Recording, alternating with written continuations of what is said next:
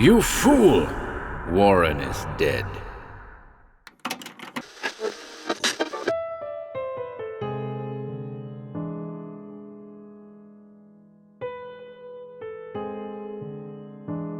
The Buzzards and Others. 3 Nightmares by Edward Lucas White.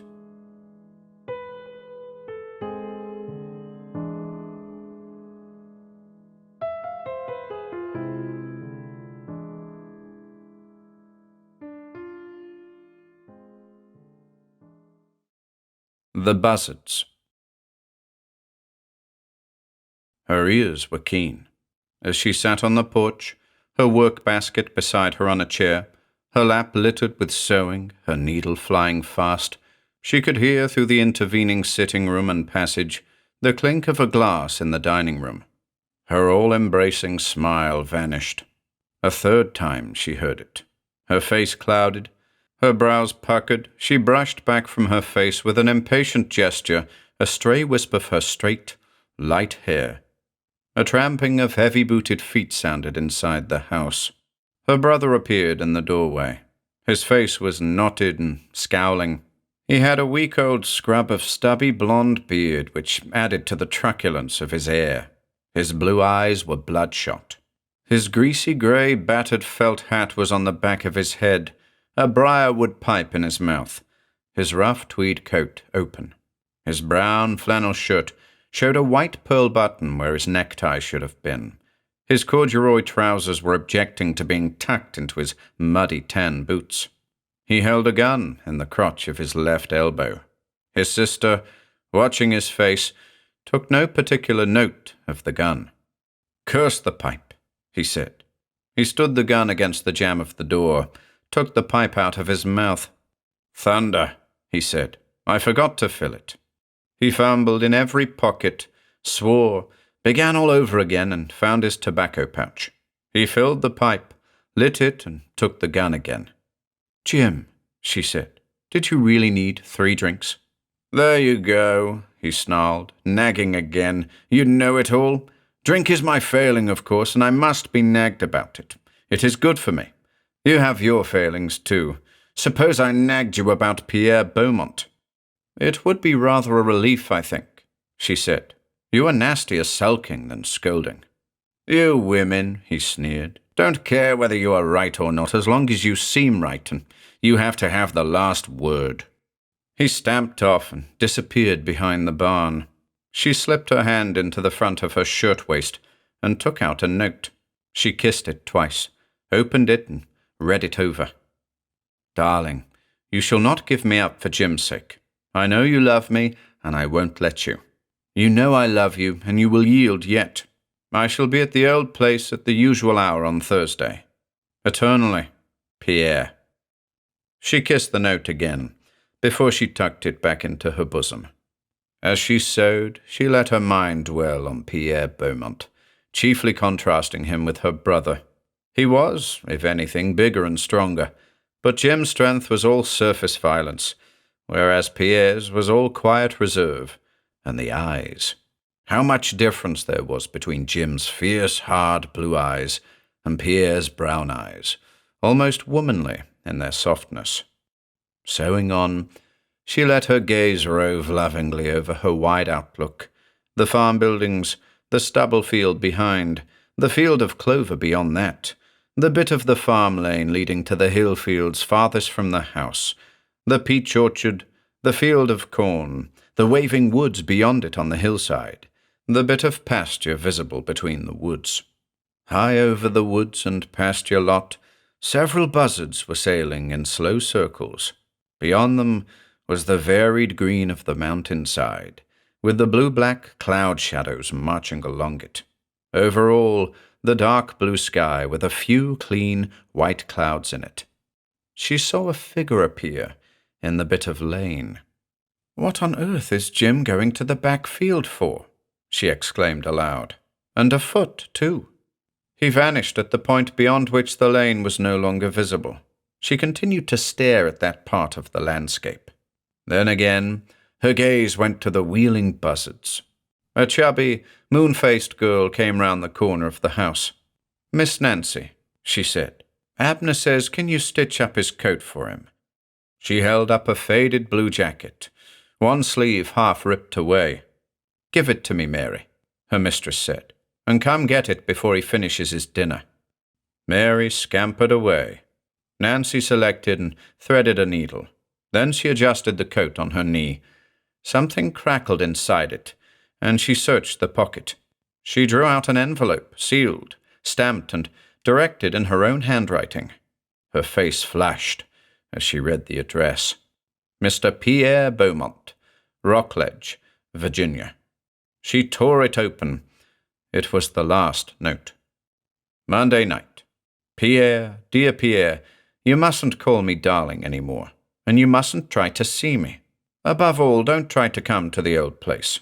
Jim has been suspicious lately, and he is so surly and gruff he must be in a very bad temper. If he meets you, there is no telling what he might do. No telling. Don't come Thursday. I shall expect you to obey me in this, and I shall not meet you. Nance. She read the letter with dilating eyes. Hastily, she thrust it in her bosom. She pushed the coat from her knee and let it fall upon the porch floor. She stood up. Her eyes scanned the view. Nothing living in sight, except the half-dozen turkey buzzards, their unmoving wings spread wide, soaring in lazy arcs against the far, clear blue. Suddenly, she ran into the house to the gun rack. The rifle was gone. The rifle! Why had she not noticed it? Now she recalled distinctly that she had seen the rifle in the crook of her brother's arm. Her eyes had seen it, but her mind had not realized it. She dashed out of the house again, hatless as she was, and made straight for the stable. It was empty. Her bridles and saddle hung on their peg, but Miss April's stall was vacant. Why should her riding horse not be in the stable? She could think of no explanation, and her bewilderment and surprise added to her alarm. She slipped out of the farther door of the stable and began again to run, not up the lane, but across the apple orchard, following the track she knew as Jake's path, made by their occasional man-of-all-work on his way to and from his cabin. She was a strong girl, and she ran well and steadily, not in any panic of fluttering over-exertion, sure to collapse soon into helplessness, but with a restrained evenness, intelligently determined to last over the interval she had in mind, to reach the point she aimed at in the shortest possible time. Her path was all uphill, and the distance was by no means short.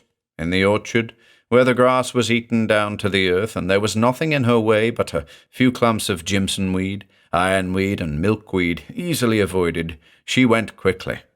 The fence she vaulted cleanly as a man, her skirts not hampering her a particle. The field beyond hindered her little, though the sharp ends of the stubble stabbed her ankles as she ran. Through the clover field, the path ran along the edge of the boundary fence.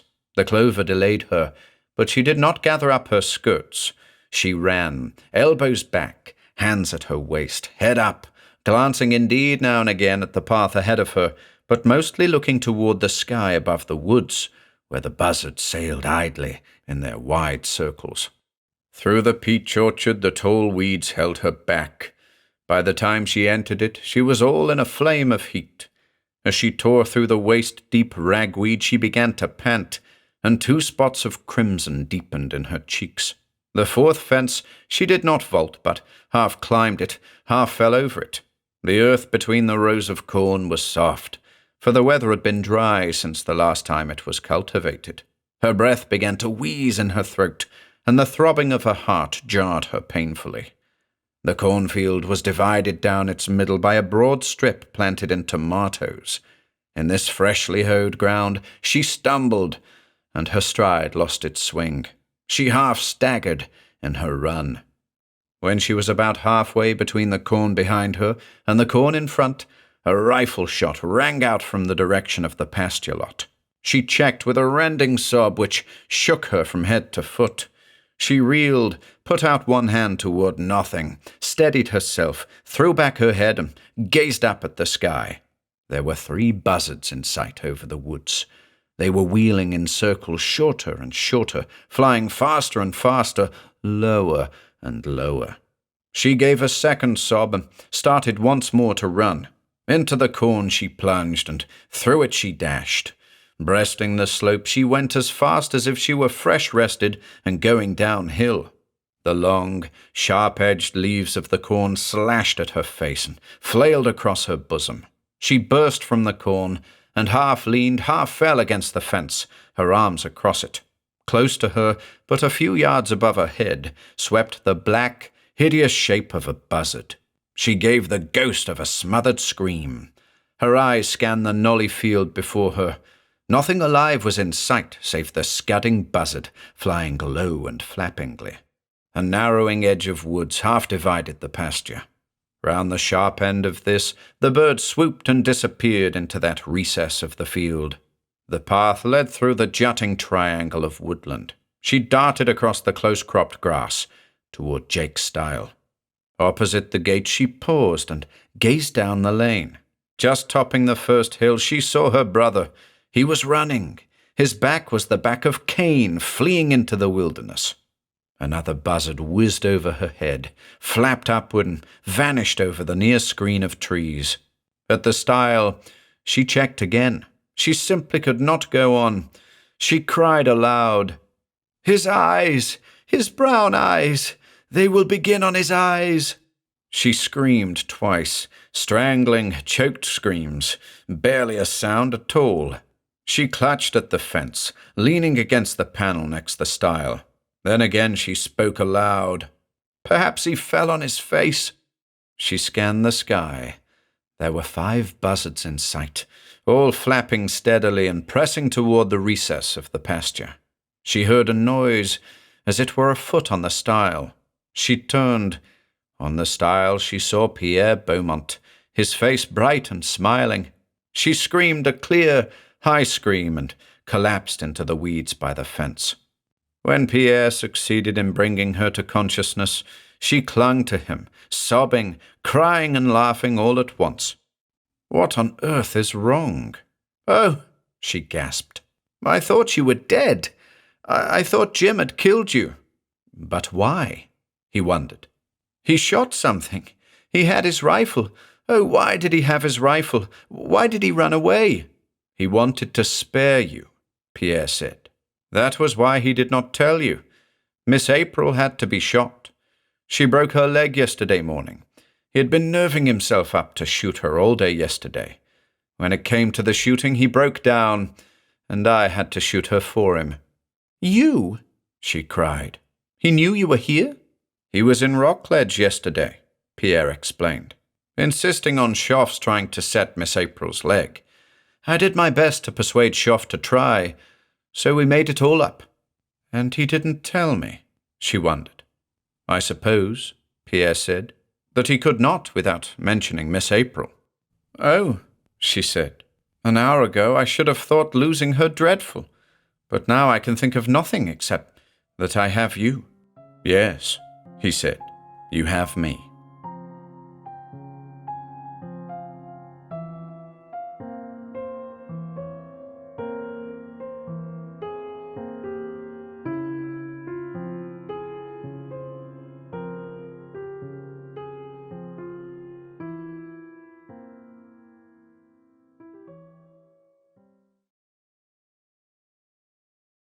Lukundoo.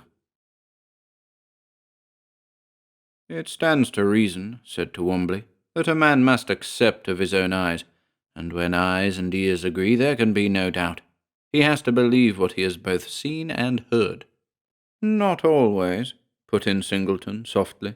Every man turned towards Singleton. Twombly was standing on hearthrug, his back to the grate, his legs spread out, with his habitual air of dominating the room. Singleton, as usual, was as much as possible effaced in a corner, but when Singleton spoke he said something. We faced him in that flattering spontaneity of expectant silence which invites utterance. "I was thinking," he said, after an interval, "of something I both saw and heard in Africa." Now, if there was one thing we had found impossible, it had been to elicit from Singleton anything definite about his African experiences. As with the alpinist in the story, who could tell only that he went up and came down, the sum of Singleton's revelations had been that he went there and came away. His words now riveted our attention at once. Twombly faded from the hearthrug, but not one of us could ever recall having seen him go. The room readjusted itself, focused on Singleton, and there was some hasty and furtive lighting of fresh cigars. Singleton lit one also, but it went out immediately, and he never relit it. We were in the great forest, exploring for pygmies. Van Ryten had a theory that the dwarfs found by Stanley and others were a mere crossbreed between ordinary Negroes and the real pygmies. He hoped to discover a race of men 3 feet tall at most, or shorter. We had found no trace of any such beings. Natives were few, game scarce. Food, except game, there was none, and the deepest, dankest, drippingest forest all about. We were the only novelty in the country. No native we met had ever seen a white man before. Most had never heard of white men. All of a sudden, late one afternoon, there came into our camp an Englishman, and pretty well used up he was, too. We had heard no rumour of him. He had not only heard of us, but had made an amazing 5-day march to reach us. His guide and 2 bearers were nearly as done up as he. Even though he was in tatters and had 5 days' beard on, you could see he was naturally dapper and neat, and the sort of man to shave daily. He was small but wiry. His face was the sort of British face from which emotion has been so carefully banished that a foreigner is apt to think the wearer of the face incapable of any sort of feeling, the kind of face which, if it has any expression at all, expresses principally the resolution to go through the world decorously, without intruding upon or annoying anyone. His name was Etcham. He introduced himself modestly and ate with us so deliberately that we should never have suspected, if our bearers had not had it from his bearers, that he had had but 3 meals in the 5 days, and those small. After we had lit up, he told us why he had come. "My chief is very seedy," he said between puffs. "He's bound to go out if he keeps this way. I thought perhaps—" He spoke quietly in a soft, even tone, but I could see little beads of sweat oozing out on his upper lip under his stubby moustache, and there was a tingle of repressed emotion in his tone, a veiled eagerness in his eye, a palpitating inward solicitude in his demeanour that moved me at once. Van Ryten had no sentiment in him. If he was moved, he did not show it. But he listened. I was surprised at that. He was just the man to refuse at once. But he listened to Etcham's halting, difficult hints. He even asked questions. "Who is your chief?" "Stone," Etcham lisped. That electrified both of us. "Ralph Stone?" we ejaculated together. Etcham nodded. For some minutes Van Ryten and I were silent. Van Ryten had never seen him, but I had been a classmate of Stone's, and Van Ryten and I had discussed him over many a campfire. We had heard of him 2 years before, south of Luebo in the Balunda country, which had been ringing with his theatrical strife against a Balunda witch-doctor, ending in the sorcerer's complete discomfiture and the abasement of his tribe before Stone. They had even broken the fetish man's whistle and given Stone the pieces. It had been like the triumph of Elijah over the prophets of Baal, only more real to the Balunda. We had thought of Stone as far off, if still in Africa at all, and here he turned up ahead of us and probably forestalling our quest. Etcham's naming of Stone brought back to us all his tantalizing story, his fascinating parents, their tragic death, the brilliance of his college days, the dazzle of his millions, the promise of his young manhood, his wide notoriety, so nearly real fame, his romantic elopement with a meteoric authoress whose sudden cascade of fiction had made her so great a name so young, whose beauty and charm was so much heralded, the frightful scandal of the breach of promise suit that followed, his bride's devotion through it all, their sudden quarrel after it was all over, their divorce, the too much advertised announcement of his approaching marriage to the plaintiff in the breach of promise suit, his precipitate remarriage to his divorced bride, their second quarrel and second divorce, his departure from his native land, his advent in the dark continent.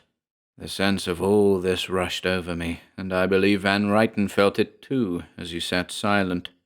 Then he asked, "Where is Werner?" "Dead," said Etcham. "He died before I joined Stone." "You were not with Stone above Loebo?" "No, I joined him at Stanley Falls." "Who is with him?" "Only his Zanzibar servants and the bearers." "What sort of bearers?" "Mangbatu men," Etcham responded simply. Now, that impressed both Van Ryten and myself greatly. It bore out Stone's reputation as a notable leader of men. For up to that time no one had been able to use Mangbatu as bearers outside of their own country, or to hold them for long or difficult expeditions. "Were you long among the Mangbatu?" was Van Ryten's next question. "Some weeks," said Etcham. Stone was interested in them, and made up a fair-sized vocabulary of their words and phrases. He had a theory that they're an offshoot of the Belunda, and he found much confirmation in their customs. "What do you live on?" Van Ryten inquired. "Game, mostly." "How long has Stone been laid up?" "More than a month." "And you've been hunting for the camp?" Etcham's face, burnt and flayed as it was, showed a flush. "I missed some easy shots," he admitted ruefully. "I've not felt very fit myself." "What's the matter with your chief?" "Something like carbuncles. He ought to get over a carbuncle or two." "They are not carbuncles. Nor one or two. He has had dozens, sometimes 5 at once. If they had been carbuncles, he would have been dead long ago, but in some ways they are not so bad, though in others they are worse." "How do you mean?" "Well, they do not seem to inflame so deep nor so wide as carbuncles, nor to be so painful, nor to cause so much fever. But then they seem to be part of a disease that affects his mind. He let me help him dress the first, but the others he has hidden most carefully from me and from the men.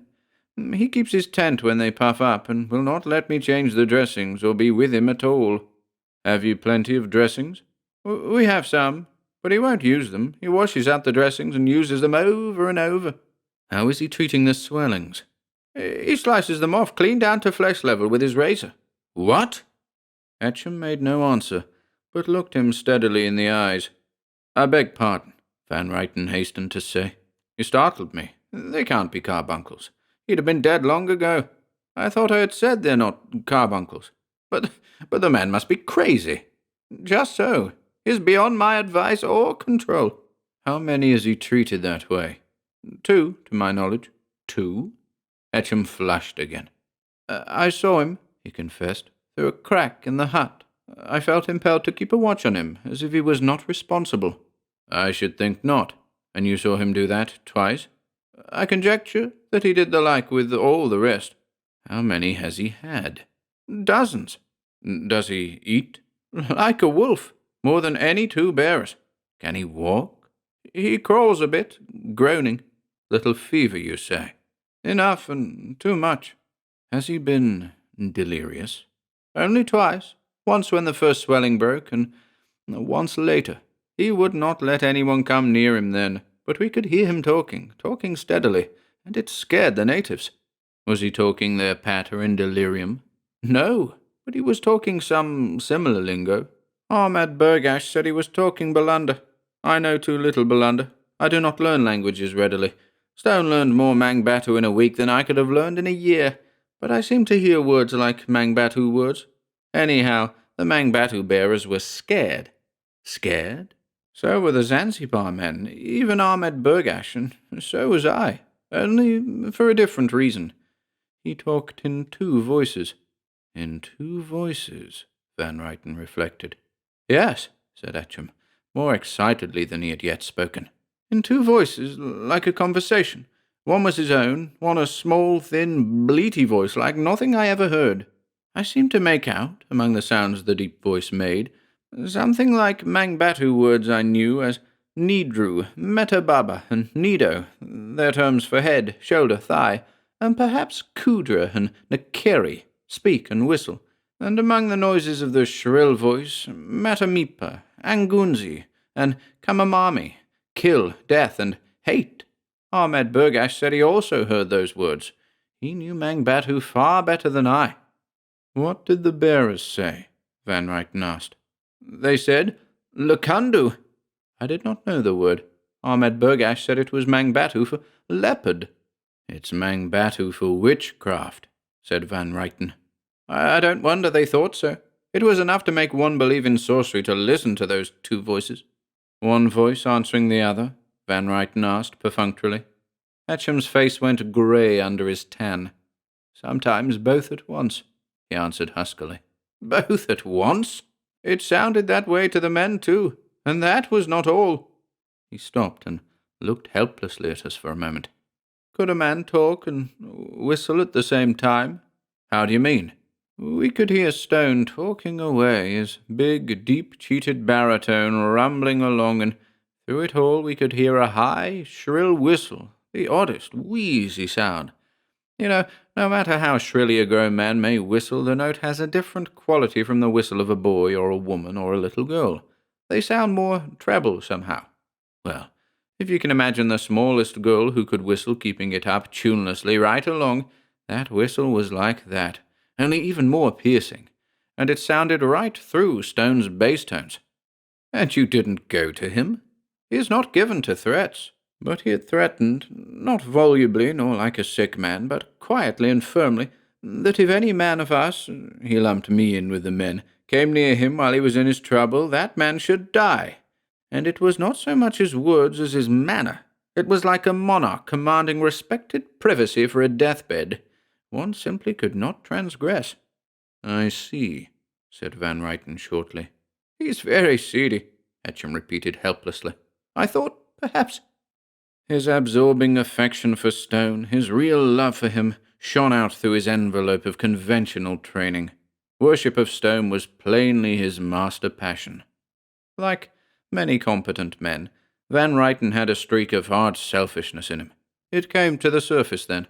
He said we carried our lives in our hands from day to day just as genuinely as Stone, that he did not forget the ties of blood and calling between any two explorers, but that there was no sense in imperiling one party for a very problematical benefit to a man probably beyond any help, that it was enough of a task to hunt for one party, that if two were united, providing food would be more than doubly difficult, that the risk of starvation was too great.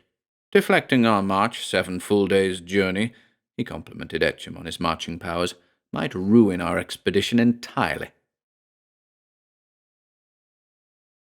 Van Ryten had logic on his side, and he had a way with him. Etcham sat there, apologetic and deferential, like a fourth-form schoolboy before a headmaster. Van Ryten wound up. "I'm after pygmies at the risk of my life. After pygmies I go." "Perhaps, then, these will interest you," said Etcham, very quietly. He took 2 objects out of the side pocket of his blouse and handed them to Van Ryten.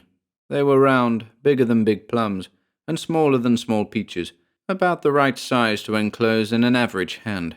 They were black, and at first I did not see what they were. "Pygmies!" Van Ryten exclaimed. "Pygmies indeed! Why, they wouldn't be 2 feet high. Do you mean to claim that these are adult heads?" "I claim nothing," Etcham answered evenly. "You can see for yourself." Van Ryten passed one of the heads to me. The sun was just setting, and I examined it closely. A dried head it was, perfectly preserved, and the flesh as hard as Argentine jerked beef. A bit of a vertebra stuck out where the muscles of the vanished neck had shriveled into folds. The puny chin was sharp on a projecting jaw, the minute teeth white and even between the retracted lips. The tiny nose was flat, the little forehead retreating. There were inconsiderable clumps of stunted wool on the Lilliputian cranium. There was nothing babyish, childish, or youthful about the head. Rather, it was mature to senility. "Where did these come from?" Van Ryten inquired. "I do not know," Etcham replied precisely. "I found them among Stone's effects while rummaging for medicines or drugs or anything that could help me to help him. I do not know where he got them, but I'll swear he did not have them when we entered this district." "Are you sure?" Van Ryten queried, his eyes big and fixed on Etcham's. "Very sure. But how could he have come by them without your knowledge? Sometimes we were apart 10 days at a time hunting. Stone is not a talking man. He gave me no account of his doings, and Ahmed Burgash keeps a still tongue and a tight hold on the men." "You have examined these heads?" "Minutely." Van Ryten took out his notebook. He was a methodical chap. He tore out a leaf, folded it, and divided it equally into 3 pieces. He gave one to me and one to Etcham. "Just for a test of my impressions," he said, "I want each of us to write separately just what he is most reminded of by these heads. Then I want to compare the writings." I handed Etcham a pencil, and he wrote. Then he handed the pencil back to me, and I wrote. "Read the 3, said Van Ryten, handing me his piece. Van Ryten had written, "An old Bolunder witch doctor." Etcham had written, "An old Mangbatu fetish man." I had written, "An old Katongo magician." "There!" Van Ryten exclaimed. "Look at that! There is nothing Wagabi or Batwa or Wambatu or Wabotu about these heads, nor anything pygmy either." "I thought as much," said Etcham. "And you say he did not have them before?" "To a certainty he did not." "It is worth following up," said Van Ryten. "I'll go with you, and first of all, I'll do my best to save Stone." He put out his hand, and Etcham clasped it silently. He was grateful all over. Nothing but Etcham's fever of solicitude could have taken him in 5 days over the track. It took him 8 days to retrace with full knowledge of it, and our party to help. We could not have done it in 7, and Etcham urged us on, in a repressed fury of anxiety, no mere fever of duty to his chief, but a real ardour of devotion, a glow of personal adoration for Stone which blazed under his dry conventional exterior, and showed in spite of him. We found Stone well cared for. Etcham had seen to a good high-thorn zareba round the camp. The huts were well built and thatched, and Stone's was as good as their resources would permit. Ahmed Burgash was not named after 2 Saids for nothing. He had in him the making of a sultan. He had kept the Mangbatu together, not a man had slipped off, and he had kept them in order. Also, he was a deft nurse and a faithful servant. The 2 other Zanzibaris had done some creditable hunting. Though all were hungry, the camp was far from starvation. Stone was on a canvas cot, and there was a sort of collapsible camp stool table, like a Turkish tabouret, by the cot. It had a water bottle and some vials on it, and Stone's watch, also his razor in its case. Stone was clean and not emaciated, but he was far gone. Not unconscious, but in a daze, past commanding or resisting anyone. He did not seem to see us enter, or to know we were there. I should have recognized him anywhere. His boyish dash and grace had vanished utterly, of course. But his head was even more leonine. His hair was still abundant, yellow and wavy. The close, crisp blonde beard he had grown during his illness did not alter him. He was big and big-cheated yet. His eyes were dull, and he mumbled and babbled mere meaningless syllables, not words. Etcham helped Van Ryten to uncover him and look him over. He was in good muscle for a man so long bedridden. There were no scars on him except about his knees, shoulders, and chest.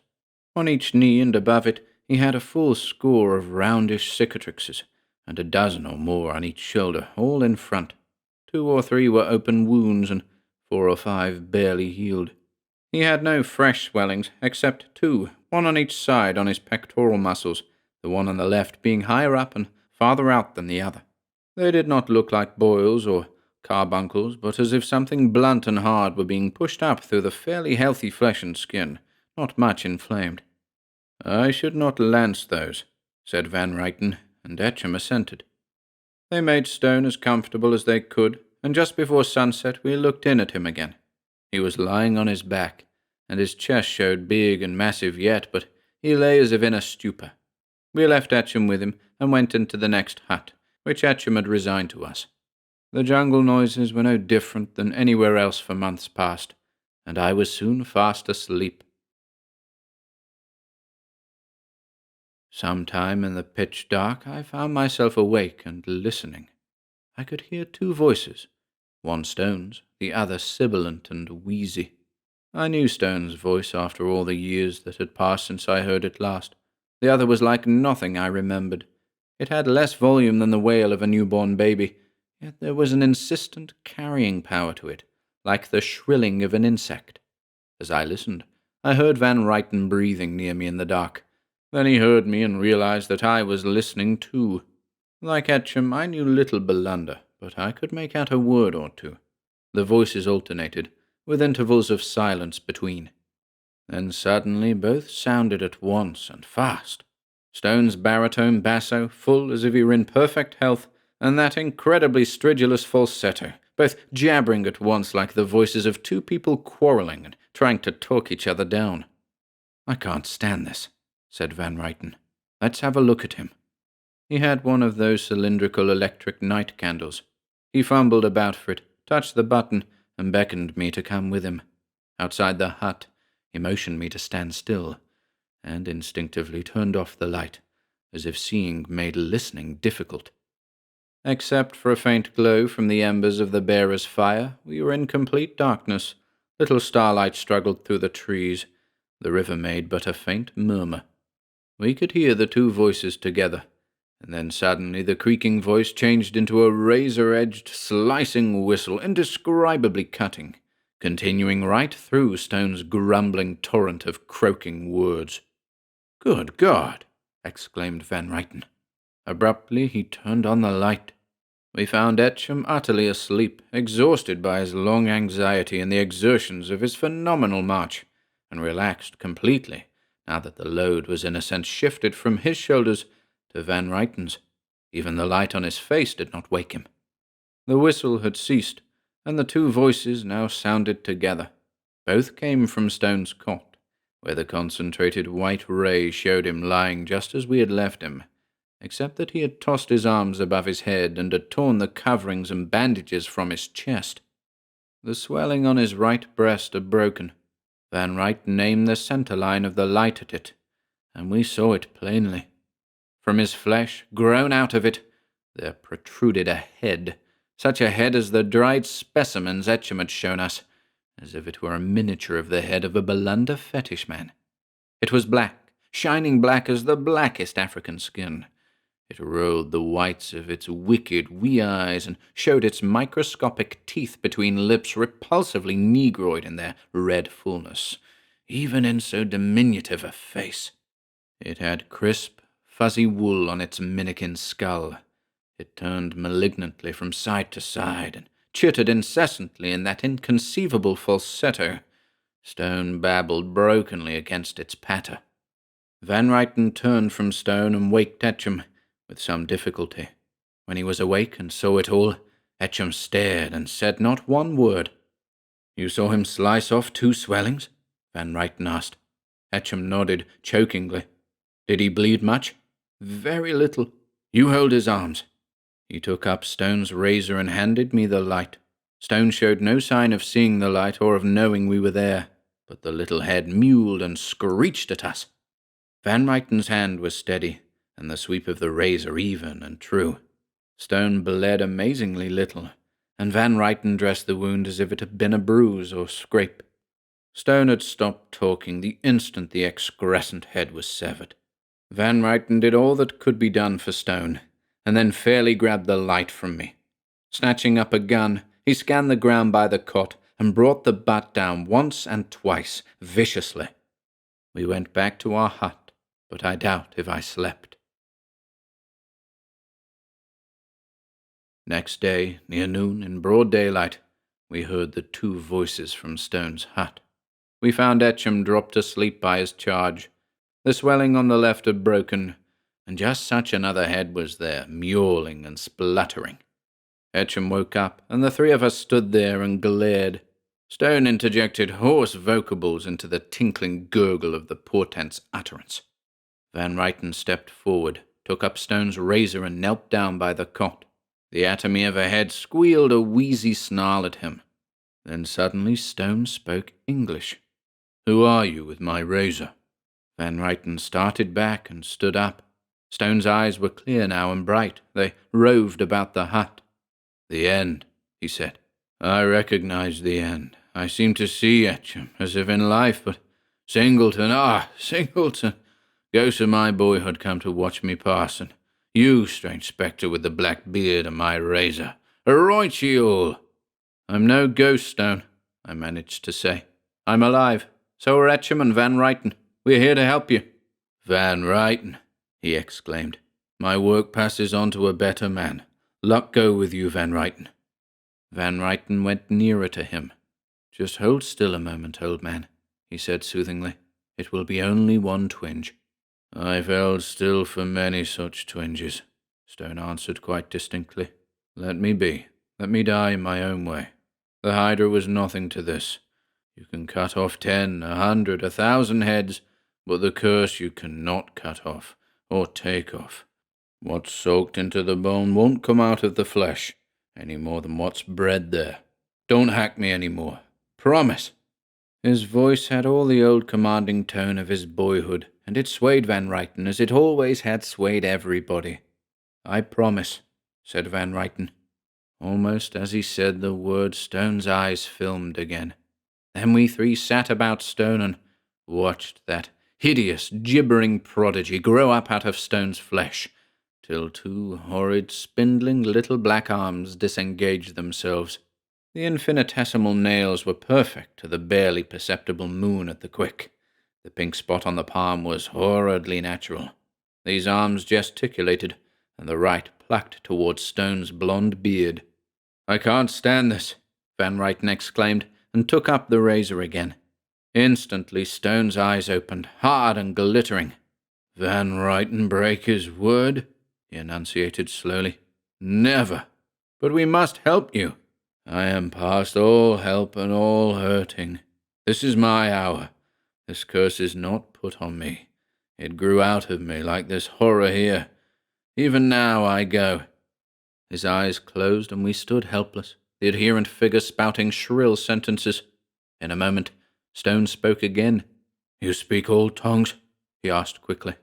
And the merchant Minnikin replied in sudden English, "Yeah, verily all that you speak," putting out its microscopic tongue, writhing its lips and wagging its head from side to side.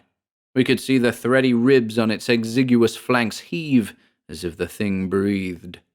"Has she forgiven me?" Stone asked in a muffled strangle. "Not while the moss hangs from the cypresses. Not while the stars shine on Lake Pontchartrain will she forgive." And then Stone, all with one motion, wrenched himself over on his side. The next instant, he was dead. When Singleton's voice ceased, the room was hushed for a space. We could hear each other breathing. Twombly, the tactless, broke the silence. "I presume," he said, "you cut off the little Minnikin and brought it home in alcohol." Singleton turned on him a stern countenance. "We buried Stone," he said, "unmutilated as he died." "But," said the unconscionable Twombly, "the whole thing is incredible." Singleton stiffened. "I did not expect you to believe it," he said.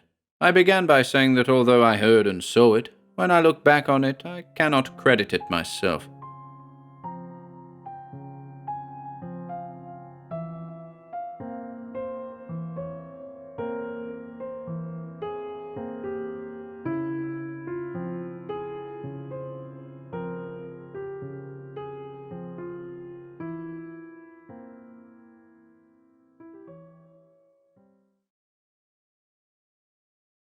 The House of the Nightmare.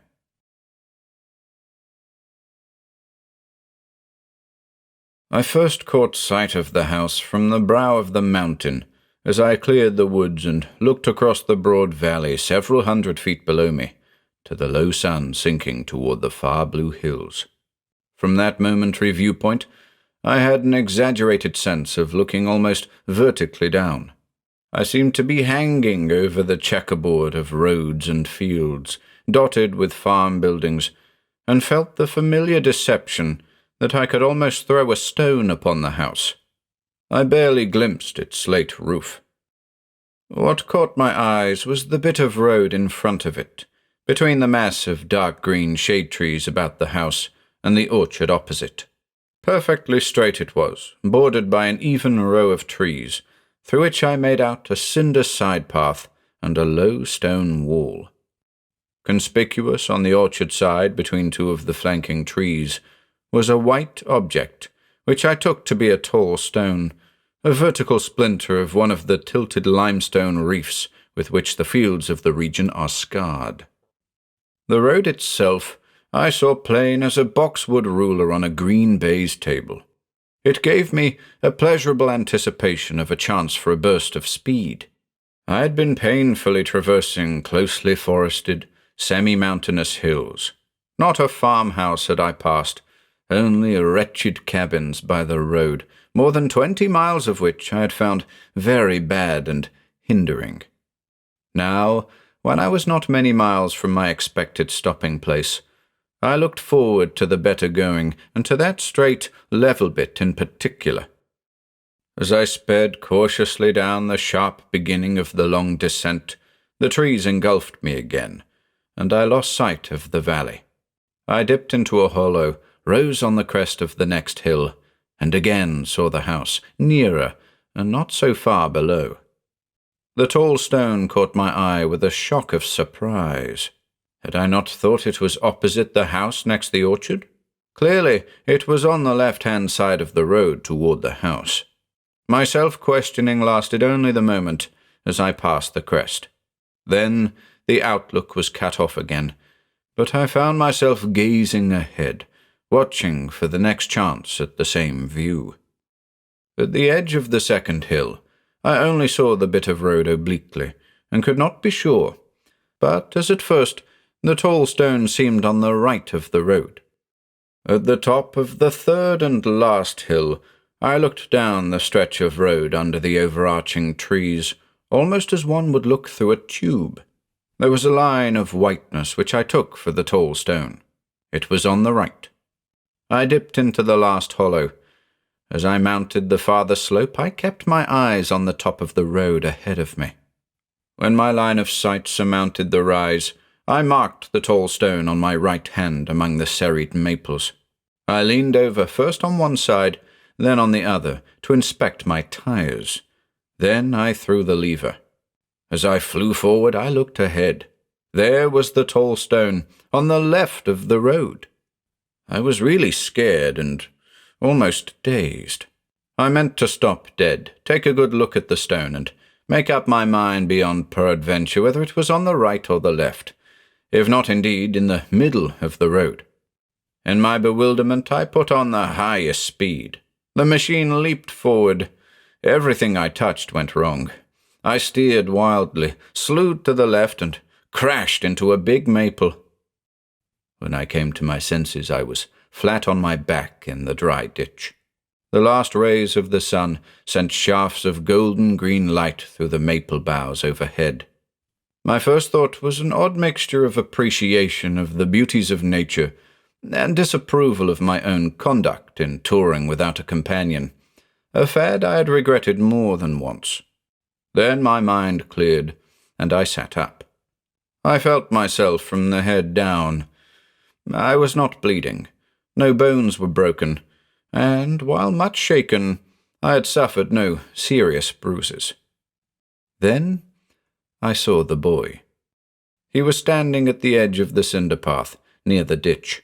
He was stocky and solidly built, barefoot with his trousers rolled up to his knees, wore a sort of butternut shirt open at the throat, and was coatless and hatless.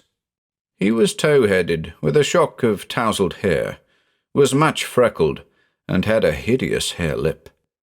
He shifted from one foot to the other, twiddled his toes, and said nothing whatever, though he stared at me intently. I scrambled to my feet and proceeded to survey the wreck. It seemed distressingly complete. It had not blown up, nor even caught fire, but otherwise the ruin appeared hopelessly thorough. Everything I examined seemed worse smashed than the rest. My 2 hampers alone, by one of those cynical jokes of chance, had escaped. Both had pitched clear of the wreckage and were unhurt, not even a bottle broken. During my investigations, the boy's faded eyes followed me continuously, but he uttered no word. When I had convinced myself of my helplessness, I straightened up and addressed him. "How far is it to a blacksmith shop?" 8 mile, he answered.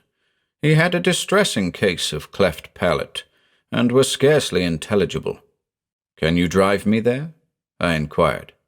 "Nary team on the place," he replied. "Nary horse, nary cow." "How far to the next house?" I continued. 6 mile, he responded.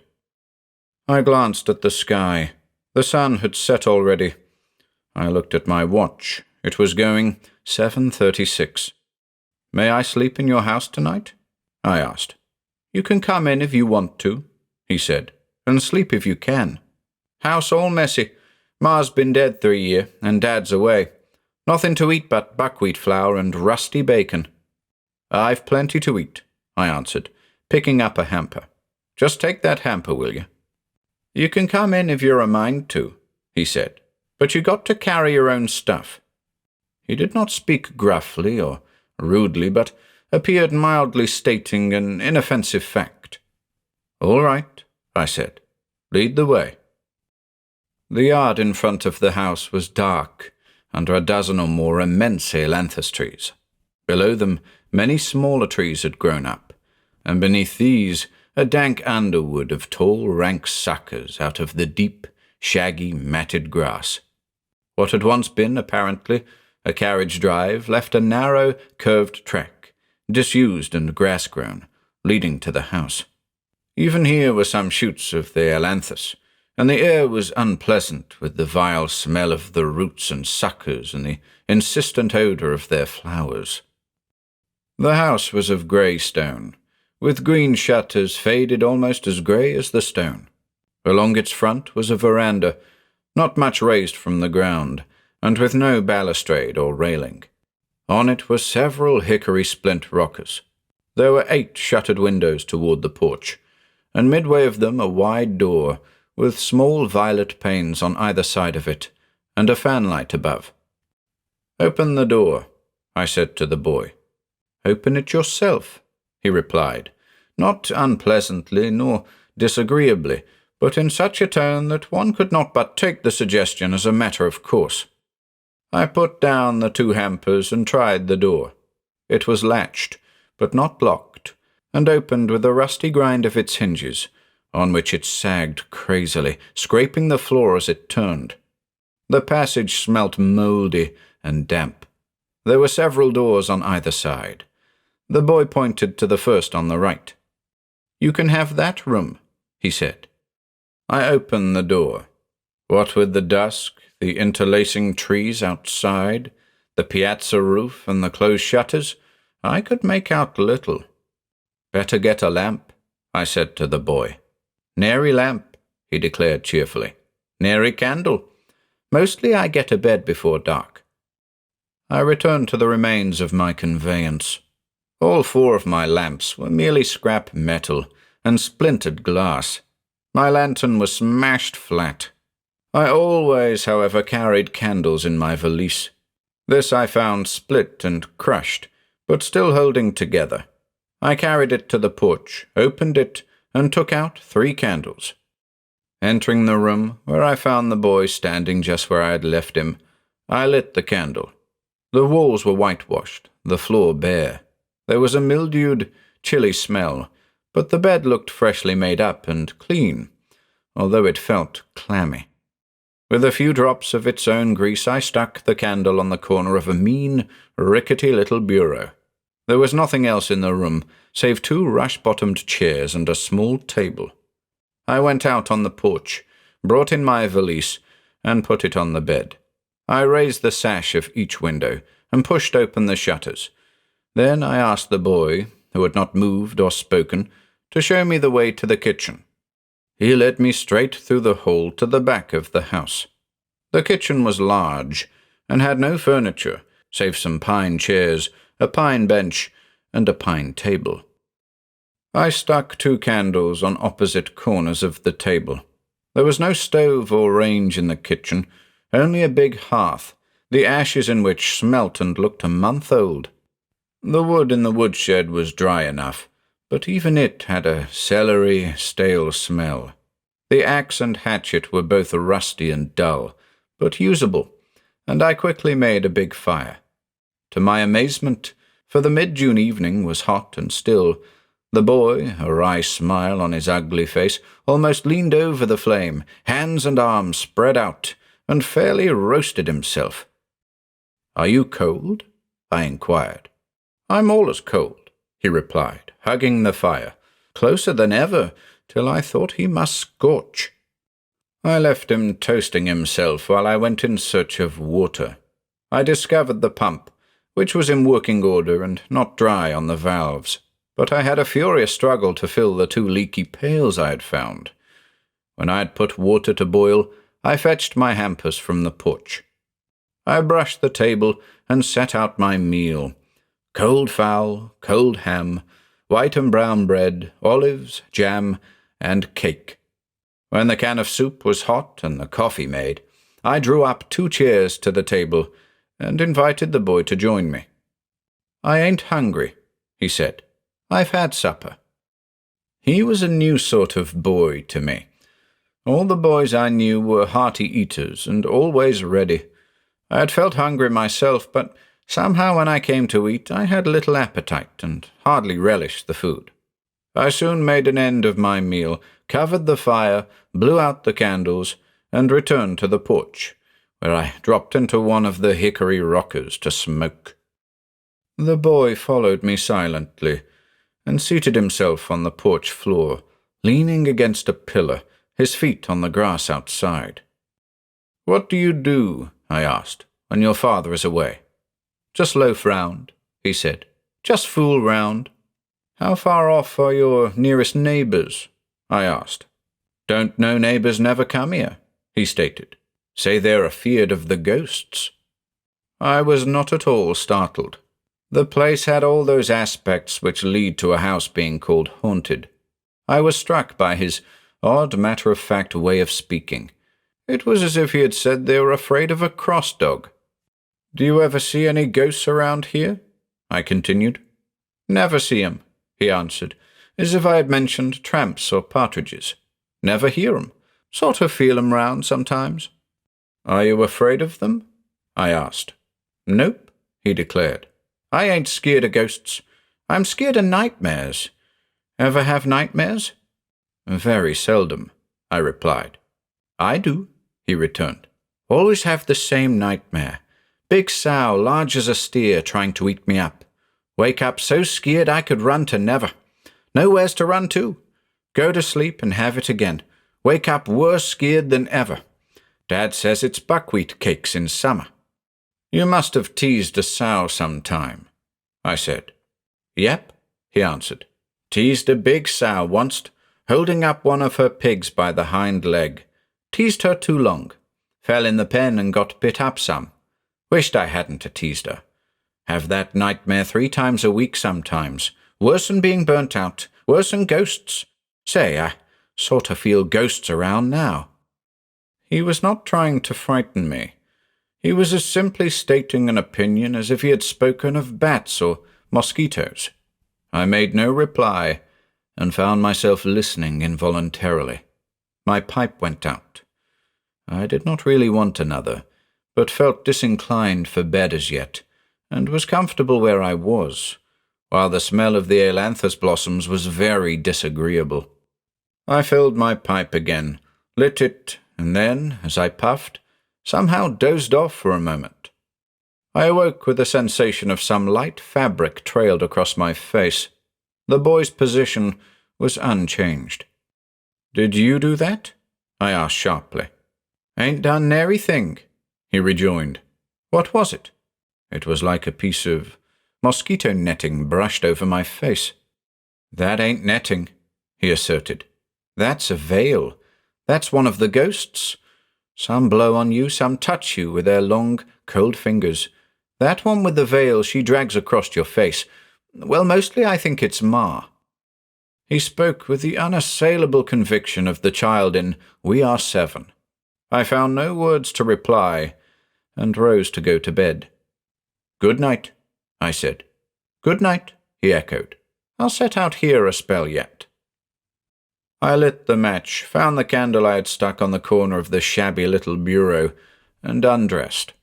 The bed had a comfortable husk mattress, and I was soon asleep.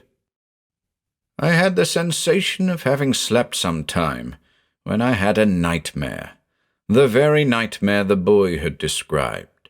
A huge sow, big as a dray horse, was reared up on her forelegs over the footboard of the bed, trying to scramble over to me. She grunted and puffed, and I felt I was the food she craved. I knew in the dream that it was only a dream, and strove to wake up. Then the gigantic dream beast floundered over the footboard, fell across my shins, and I awoke. I was in darkness as absolute as if I were sealed in a jet vault, yet the shudder of the nightmare instantly subsided. My nerves quieted. I realized where I was, and felt not the least panic. I turned over and was asleep again almost at once. Then I had a real nightmare, not recognizable as a dream, but appallingly real, an unutterable agony of reasonless horror. There was a thing in the room, not a sow nor any other nameable creature, but a thing. It was as big as an elephant, filled the room to the ceiling, was shaped like a wild boar seated on its haunches, with its forelegs braced stiffly in front of it. It had a hot, slobbering red mouth, full of big tusks, and its jaws worked hungrily. It shuffled and hunched itself forward, inch by inch, till its vast forelegs straddled the bed. The bed crushed up like wet blotting paper, and I felt the weight of the thing on my feet, on my legs, on my body, on my chest. It was hungry, and I was what it was hungry for, and it meant to begin on my face. Its dripping mouth was nearer and nearer. Then the dream helplessness that made me unable to call or move suddenly gave way, and I yelled and awoke. This time my terror was positive, and not to be shaken off. It was near dawn. I could descry dimly the cracked, dirty window panes. I got up, lit the stump of my candle and 2 fresh ones, dressed hastily, strapped my ruined valise, and put it on the porch against the wall near the door. Then I called the boy. I realized quite suddenly that I had not told him my name, nor asked his. I shouted "hello" a few times, but won no answer. I had had enough of that house. I was still permeated with the panic of the nightmare. I desisted from shouting, made no search, but with 2 candles went out to the kitchen. I took a swallow of cold coffee and munched a biscuit as I hustled my belongings into my hampers. Then, leaving a silver dollar on the table, I carried the hampers out on the porch and dumped them by my valise. It was now light enough to see to walk, and I went out to the road. Already the night dew had rusted much of the wreck, making it look more hopeless than before. It was, however, entirely undisturbed. There was not so much as a wheel track or a hoof print on the road. The tall, white stone, uncertainty about which had caused my disaster, stood like a sentinel opposite where I had upset. I set out to find that blacksmith shop. Before I had gone far, the sun rose clear from the horizon, and almost at once scorching. As I footed it along, I grew very much heated, and it seemed more like 10 miles than 6 before I reached the first house. It was a new frame house, neatly painted and close to the road, with a whitewashed fence along its garden front. I was about to open the gate, when a big black dog with a curly tail bounded out of the bushes. He did not bark, but stood inside the gate wagging his tail and regarding me with a friendly eye. Yet I hesitated, with my hand on the latch, and considered. The dog might not be as friendly as he looked, and the sight of him made me realize that, except for the boy, I had seen no creature about the house where I had spent the night, no dog or cat, not even a toad or bird. While I was ruminating upon this, a man came from behind the house. "Will your dog bite?" I asked. "Nah," he answered. "He don't bite. Come in." I told him I had had an accident to my automobile, and asked if he could drive me to the blacksmith shop and back to my wreckage. "Cert," he said. "Happy to help you. I'll hitch up shortly. Where'd you smash?" "In front of the grey house about 6 miles back," I answered. "That big, stone-built house?" he queried. "The same," I assented. "Did you go past here?" he inquired, astonished. I didn't hear you. No, I said. I came from the other direction. Why? He meditated. You must have smashed about sunup. Did you come over them mountains in the dark? No, I replied. I came over them yesterday evening.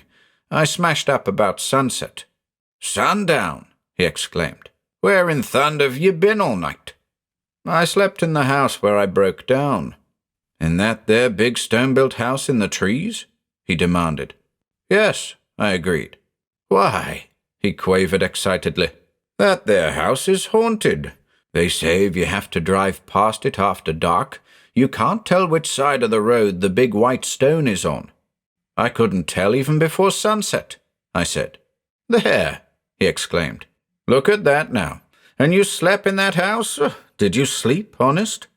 I slept pretty well, I said. Except for a nightmare. I slept all night. Well, he commented, I wouldn't go in that there house for a farm, nor sleep in it for my salvation. And you slept. How in thunder did you get in? The boy took me in, I said. What sort of a boy? He queried, his eyes fixed on me with a queer, countrified look of absorbed interest. A thick-set, freckle-faced boy with a hare lip, I said. Talk like his mouth was full of mush? He demanded. Yes, I said. Bad case of cleft palate. Well, he exclaimed, I never did believe in ghosts, and I never did half believe that house was haunted, but I know it now. And you slept. I didn't see any ghosts, I retorted irritably. You seen a ghost for sure, he rejoined solemnly. That there hare-lip boy's been dead 6 months.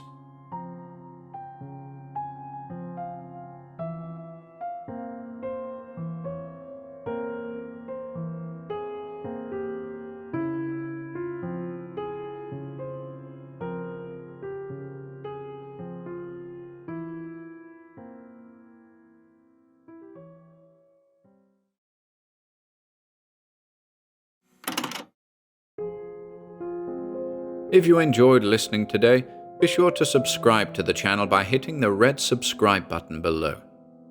After doing so, click the bell icon next to the subscribe button to receive new content notifications. If you'd like to support our work and receive exclusive perks, consider becoming a channel member by clicking the join button below. To support us in other ways, see the video description for links to our Bandcamp and Patreon pages, our merch store over at Teespring, and further information relating to our releases on Audible, iTunes, and Spotify. And until next time.